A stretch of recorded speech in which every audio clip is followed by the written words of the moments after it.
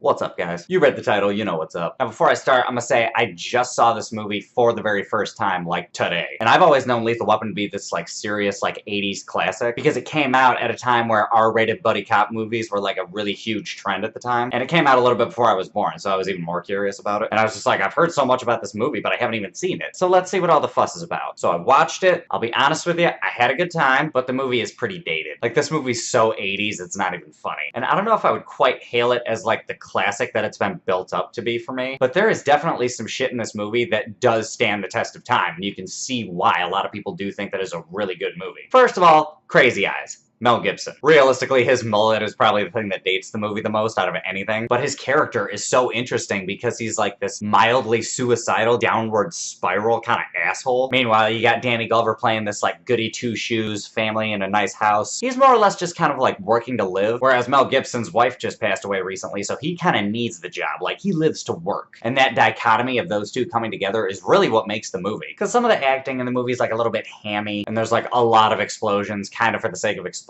They were just like, hey, cars can explode, right? Well, then they will explode. And some of the things that happened at the end are like a little bit too convenient. And the villains aren't like super fleshed out. They're just kind of there to be bad, which normally a lot of people don't like, but I'm kind of okay with that because that kind of adds like a little bit of an air of mystery to them. Like, there's a lot of like convenient, like action movie-ish things that happen throughout the movie. But it's like I said, the psychology of the two partners and how they interact and how they kind of like grow to be more and more friendly throughout the movie is like the selling point for the movie. So it's almost like the action and the story kind of like took a back seat, and the real story is about the characters. Like, this is actually a character study movie disguised as an action movie, which in and of itself is pretty interesting. Therefore, I actually enjoyed the movie a lot. And you kind of see how the two characters just kind of like need each other, because Mel Gibson's fucking nuts and out of his mind and always tries to push the limit and take shit over the edge. And Murtaugh is just like straight-laced, even-keeled, by the book, like two extremes on the complete opposite of the spectrum. But Mel Gibson does need a little bit of structure in his crazy life, and Danny Glover needs a little bit of spontaneity in his boring, run-of-the-mill kind of mentality that he has. So they don't just grow to like each other, they grow to kind of depend on each other to progress as human beings. By far the biggest part of the movie. That and Mel Gibson's Crazy Eyes. And another thing that was a little bit weird, I did not like any of the music in the movie. It was just like this weird saxophone, like we're about to start a porno kind of music. It just took me out, it did not fit, and I was just kind of like, what the fuck is that doing in the movie? But all in all, I had a lot of fun with this movie, and for being 30 years old, the acting and character development still holds up to the point where you can connect with both the characters in the movie. So for rating, I'm thinking like 7.1's a good number. This movie's extremely dated, and you can really tell that it was from the 80s. But the chemistry between the two main characters is just so fucking good that it just keeps you in the movie. And apparently they had enough charisma to go around for 3 more movies, which in my opinion says a lot. And that being said, I'm probably gonna go watch the other 3 movies now. Anywho, that's my 2 cents for the day. Hope it was worth it. If you've seen this movie and you got some thoughts on it, drop me a comment. Let me know what's up. Other than that, feel free to like, subscribe, do all that other shit. And I will catch you guys next time.